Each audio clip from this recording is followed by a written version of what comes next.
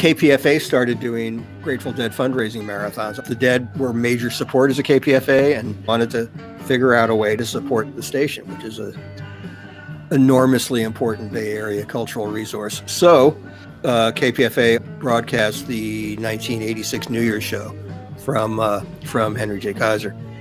We were trying to decide, okay, the Dead are going to play a set, and then they're going to take a break, and then there's like always an interminable wait until midnight. It's like, it was probably going to be about 45 minutes long. And then I came up with an idea. I said, why don't we let the Grateful Dead program the KPFA Jukebox for that break? Ask each member of the band if there's a piece of music or multiple pieces of music they'd like us to play for their audience.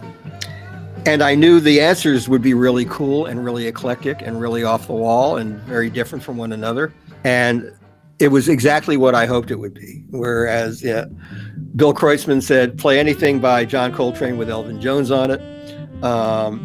Bobby picked Try a Little Tenderness by Otis Redding and a collaboration between Frank Sinatra and Duke Ellington from an album they made together in the 60s.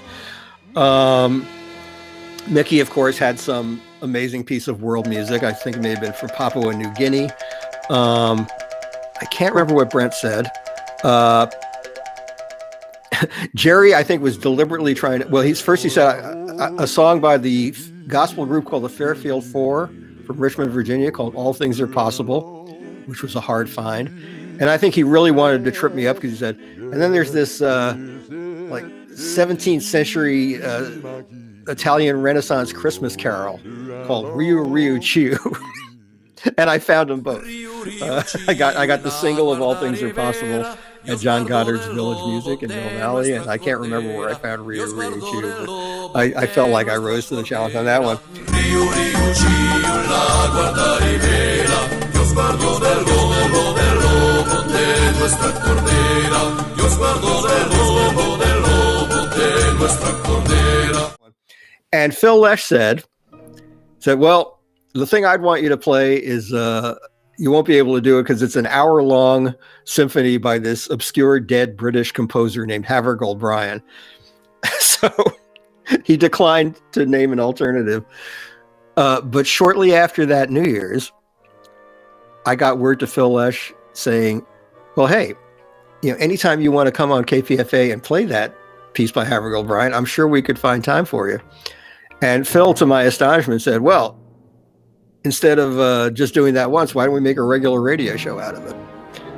And out of that came a radio show that Phil and I co-created and co-hosted for 8 years, that David actually served as producer for part of that run.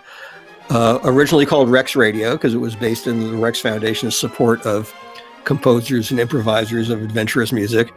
And then it was changed to, at Phil's behest, Eyes of Chaos, Veil of Order was the name of the show. And so once a month for 8 years, we would play this incredible range of strange and wonderful new music, both of us picking out things we wanted to feature. And one of the more satisfying collaborations, it was a really satisfying experience because occasionally I got to turn Phil onto things, which was thrilling when he dug something that I proposed for the show. And in fact, one of the first things I proposed, Peter Applebaum and the Hieroglyphics Ensemble, a phenomenal large band from the Bay Area, turned Phil on so much that he not only helped secure for them the Rex Foundation's Ralph J. Gleason Award in one of its early iterations, but they got booked to open for the Grateful Dead on New Year's Eve in 1988. So that was immensely thrilling to me. So it was just a great collaboration. And Phil remains to this day one of my favorite people to talk music with, because the depth and breadth of his knowledge and the depth and breadth of his musical passions is so great.